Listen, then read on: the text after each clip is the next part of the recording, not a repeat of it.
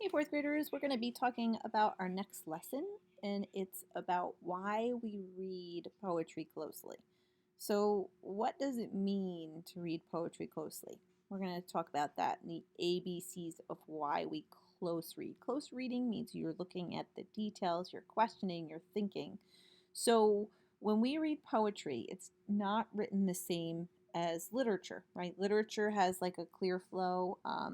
Poetry has a very different kind of flow. It creates rhythm and repetition, and there's pauses and places where you stop and go, and it kind of has more of like a musical sound to it. So it's important when we read poetry that we do certain things to truly understand what we're reading. So, A, we allow for stops. Good readers read and reread the same text, stopping to mark and notice confusing parts and highlights parts they want to discuss with others.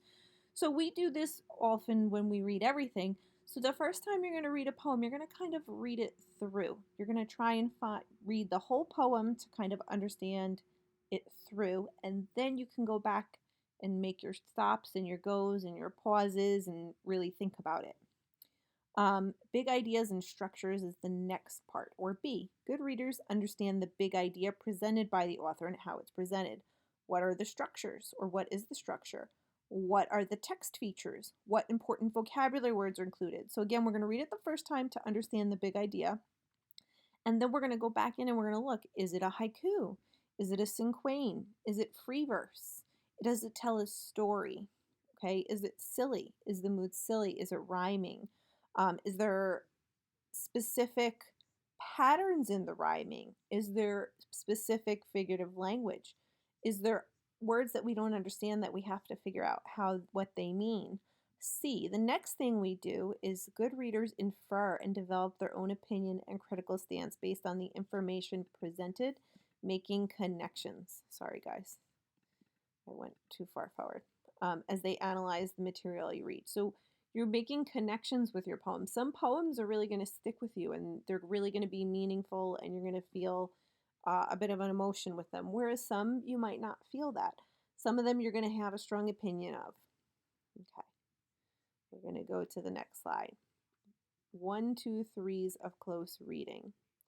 First, you're going to read the article or the poem for a general understanding the first time around, and you're going to mark parts that you kind of find confusing.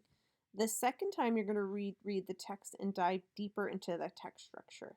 This includes thinking about the vocabulary words, the author's craft, for example, the figurative language, the rhyming words, the mood, theme, differentiating important from interesting information.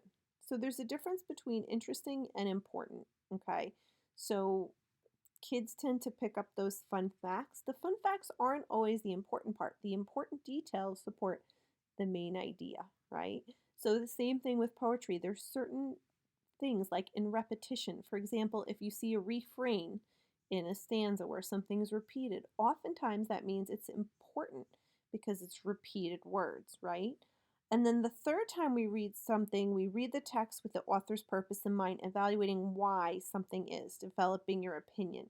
So this is where you're really thinking about the details that support your theme, right? You have, or the lesson learned in a poem. Okay? Now, what is poetry? Poetry is one form of literature or artistic writing that engages the reader and sparks their imagination and emotions through specific language and word choice.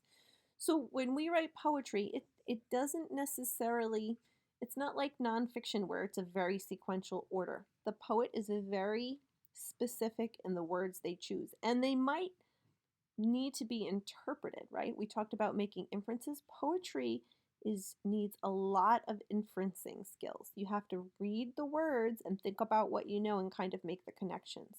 Poetry often has rhythm and rhyme, repetition, imagery, right? They will use simile, a metaphor, or different piece types of figurative language to help you visualize what is happening. It has interesting word choice, stanzas, and sorry, I just had to, and line breaks. Sorry. So there is also the way the poetry is written is there's line breaks. Sometimes there'll be a line break without a clear thought, right? It goes to the next line. So, what we're going to be doing today in reading is we're going to be thinking about the brook and reading closely with the brook. So, I'm going to read the brook the first time around. When I'm reading this, I want you to write some post-its um, or what you're thinking while you're reading the brook. And notice we have a 1, 2, 3, 4, 5, 6. Those stanzas are labeled, right? This section of lines, right? Line 1, line 2, line 3, line 4. Those stanzas are all labeled. So we have 6 stanzas on this page and we have more stanzas on the next page. So I'm going to go through the brook and I'm going to read it to you guys. And I haven't read this in a while, so I might have to go back and reread to make more sense. Because a lot of the time there's rhythm in the way poems are read, and sometimes when you read it aloud, the rhythm sounds peculiar and you have to go back and fix it or fix the way you say it.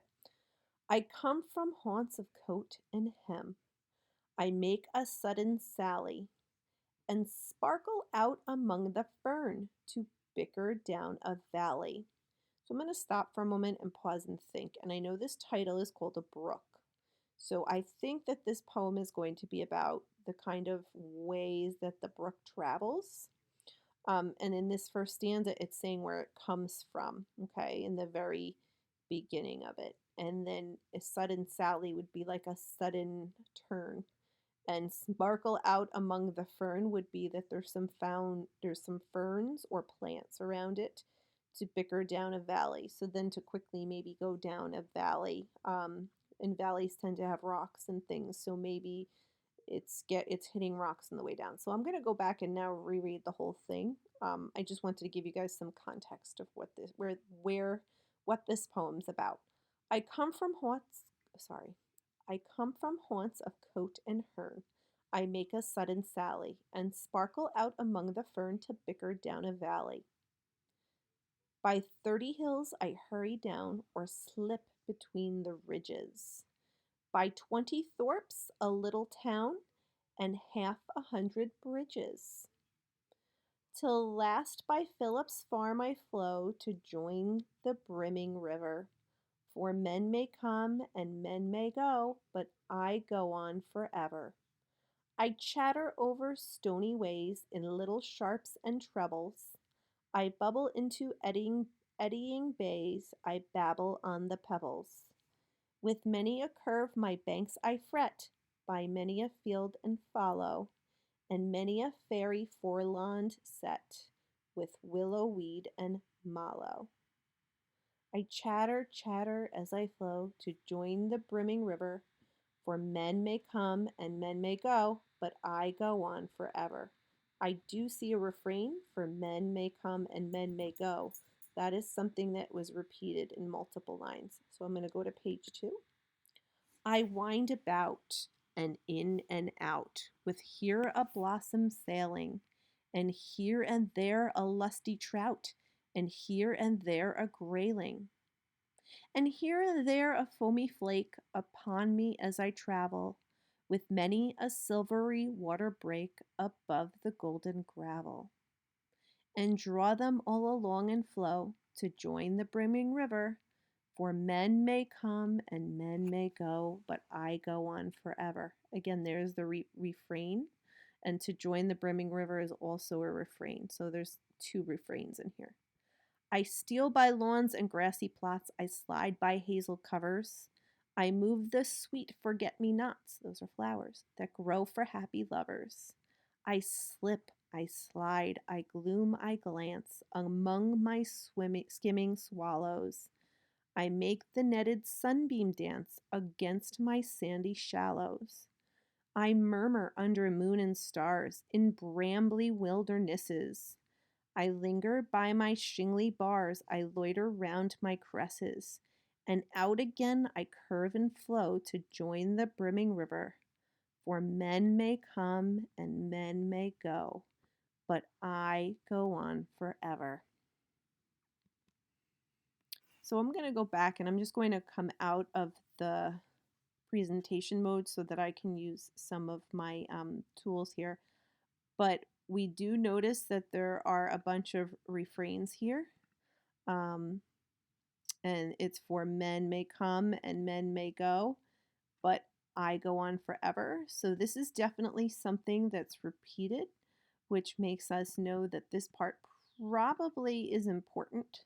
Um, and the whole idea of this refrain is that, a river is not a river, the brook is constantly flowing and moving and doesn't stop. And, you know, people come and go from it, but it stays in the same spot just forever flowing and the water's always going, okay? So the author wants you to understand that the constant flow of water is happening. And when we go back to this, we look in the first stanza, and it talks about where the brook starts, and that it starts in Coot and Hern, and then it makes a sudden turn, and then there's Fern, and then it's going down a valley, and down a valley is downward, and then the second stanza talks about it going over hills and hurrying down them and slipping between ridges, which are the valleys between the hills, and it goes past the town, and then past bridges, and then it goes past Philip's farm to join the brimming river. And that brimming river is another part that is repeated because, as we've learned in geography, a lot of like streams and smaller rivers go into big rivers. So all these waterways often end up in rivers. So eventually it's going to end up in the river, okay? And it's in this page in one of the stanzas and the next page. And then all of these words that they have, I chatter over stony ways. Chatter's like, I know we've talked about chatter before when we talked about chat. It's kind of like talking about like a little nonsense. So it's almost like making little noises over the rocks and little sharps and trebles. So in like some deep kind of sounds. And then I bubble into eddying bays, I babble on the pebbles. So it's making sounds as it's hitting these different parts of the stream, of the sides of the stream and of the rocks. With many a curve of my banks I fret, by many a field and fallow, and many a fairy foreland set, with willow, weed, and mallow. So that's how it's going. It's following fields, and it's following the weeds on its banks. I chatter, chatter as I flow to join the brimming river. So to join the brimming river is here again, as well as up here. And it's talking about the sounds it makes as it moves, right? As it moves, water has like this very um, soft sound about it. I wind about in and out with her blossom sailing, and here and there a lusty trout, and here and there a grayling. So now we're talking about the things that we see on the river, and then a foamy flake with many silvery water breaks. So it's talking about what the actual uh, brook looks like, the white crests that happen with the flow. And it just talks about how it continues to go and move along. And then we have again the refrain repeated about men may come, men may go, but I go on forever. Um, I steal by lawns and grassy plots. I slide by hazel covers. In stanza 10, I move the sweet forget-me-nots that grow for happy lovers. Forget-me-nots are flowers. I slip, I slide, I gloon, I glance among my skimming swallows.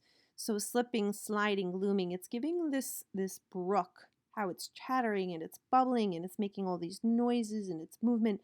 It's giving it like a personification or like qualities about it that make this brook like a person. It's not quite a person, but it's giving it qualities so that you can identify with where this river is going. Okay. And so then it talks about murmuring under the moon and stars and brambly wildernesses. So obviously, as time's passing, it's still flowing. And out again I curve and flow to join the brimming river. For men may come and men may go, but I go on forever. Okay. So, and that's where the poem ends. And so we have to really understand the big idea for men may come, men may go, I go on forever. And joining the brimming river is the big idea of this forever flowing kind of water body. And it gives us a really good picture. This poem gives us a visualization of what it all looks like with the silvery brimming and the babbling. We can hear the babbling and the chatter and all the noise that it's making as it flows, through the valleys and over the hills. So it really is an image that this poem is trying to give you. So what your assignment is today is you are going to do a Google form quiz about the brook. So you're going to go ahead and reread this, and you're going to the quizzes actually has the poem in it as well, so you could go back and reread it because you're going to have to go back and reread this closely to understand the parts and be able to understand the questions. So today, really what we're talking about with poetry is creative, and it's giving you word choices to make you see in your mind and hear and experience something. It's painting imagery through your senses. And this poem, the book by Tennyson really gives us that visual.